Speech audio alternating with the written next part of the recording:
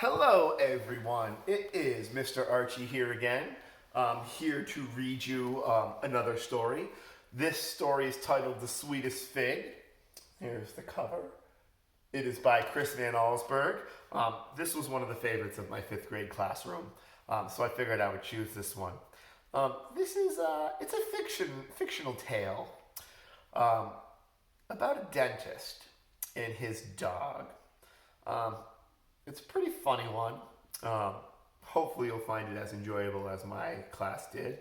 I really like this one. So without any further ado, this is The Sweetest Fig. Those of you that don't know what a fig is, it is a, you can see him eating it, it is a type of fruit. Okay, so Monsieur Bibot, the dentist, was a very fussy man. He kept his small apartment as neat and clean as his office.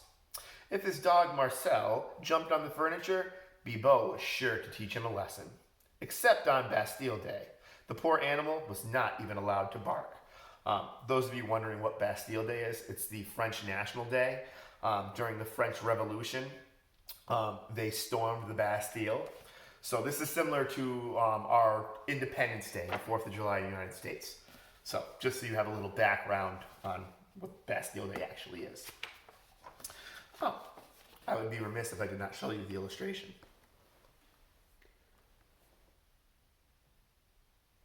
All right, let us continue.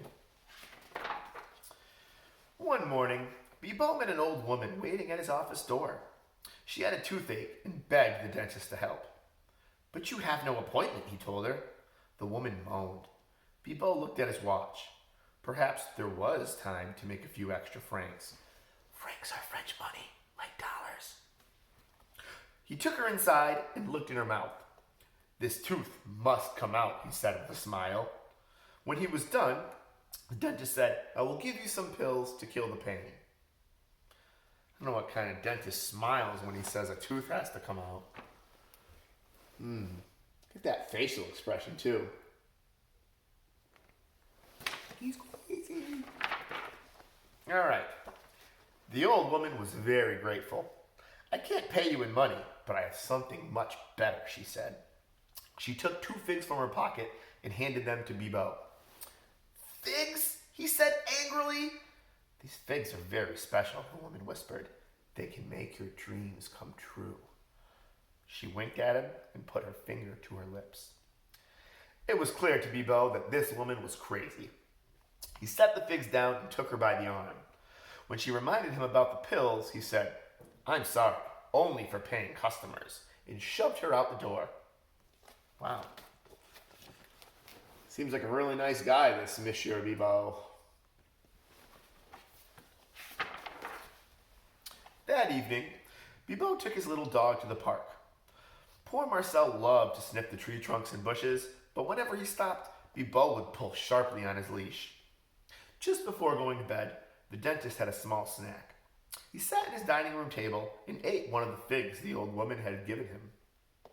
It was delicious, possibly the finest, sweetest fig he had ever had. I don't know if you've ever heard of a cookie called Fig Newtons, but they are made from figs, one and the same.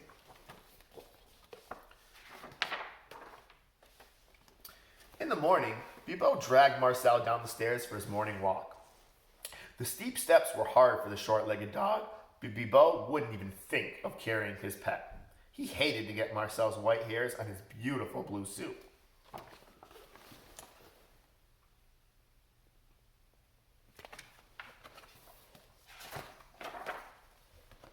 As he walked along the sidewalk, Bibot could not help noticing people were looking at him. "They're admiring my suit," he thought. But when Bibot saw his reflection in the window, he stopped in horror. He was dressed only in his underwear. Oh my goodness. Huh. This reminds me of a old tale about a king too. Wonder if any of you are familiar with that story.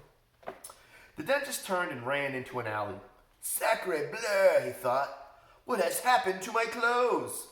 Then he remembered the dream he had had last night. In his dream, He stood in front of that very cafe, dressed in only his underwear. Something else had happened in his dream as well, and Bibot struggled to recall it. Marcel, looking out from the shadows of the alley, began to bark. The dentist looked up and saw the rest of his dream come true. I wonder if any of you want to take this time to take some guesses about what was happening in the other part of his dream. No one noticed Bibot as he ran home in his underwear. All the eyes of Paris were fixed on the Eiffel Tower, which slowly drooped over as if it were made of soft rubber. Bibot understood now that the old woman with the figs had told him the truth. He would not waste the second fig. Now, I do have to say, if this happened to be the Leaning Tower of Pisa in Italy, it would actually be pretty much doing exactly what it was supposed to. Unfortunately, the Eiffel Tower is not supposed to lean over like that. Over the rest of the few weeks, as reconstruction of the Eiffel Tower began, the dentist read dozens of books on hypnotism. Each night before he went to sleep, he gazed into the mirror and whispered over and over, "Bibot is the richest man on earth. Bibot is the richest man on earth." So this one clever dentist we got here. I wonder if his plan is going to come to fruition. Soon in his dreams, that's exactly what he was. As he slept, the dentist saw himself steering his speedboat, flying his airplane, and living in luxury on the Riviera. Night after night, it was the same.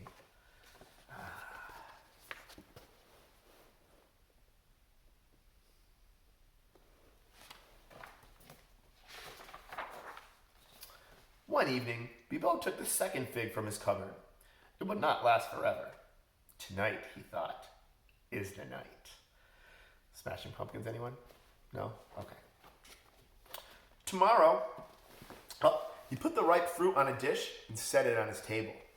Tomorrow, he would wake up the richest man in the world. He looked down at Marcel and smiled. The little dog would not be coming along. In his dreams, Bibot had Great Danes. Man, I was willing to give this guy the benefit of the doubt here with that customer that wouldn't pay, but leave his dog behind? No excuse for that one. As the dentist reached into his cupboard to take out some cheese, he heard the crash of breaking china. He turned to see Marcel standing on a chair with his front paws on the table, chewing the last of the fig.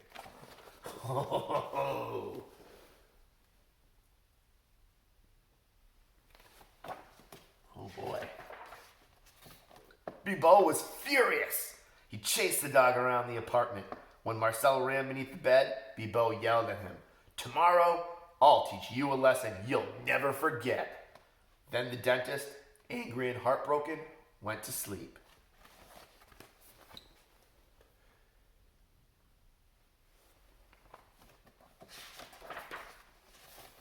When he woke up the next morning, Bibot was confused. He was not in his bed.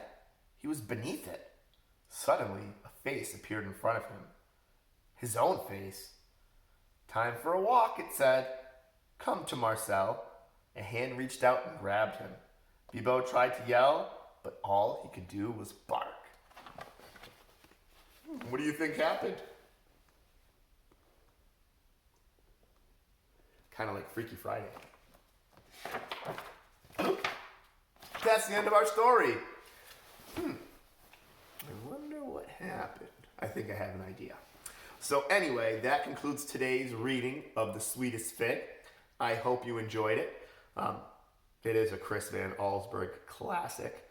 Those of you that didn't know, he also wrote The Polar Express, one of my favorite books. They obviously turned it into a movie as well. I love the movie. But the book is fantastic. So, if you ever run across any Chris Van Allsburg books, please give them a read. You will not be disappointed. Anyway, that is it for today. Stay safe, stay healthy, stay active. I know I'm changing that catchphrase every time. I apologize. And I'll see you next time. Adios.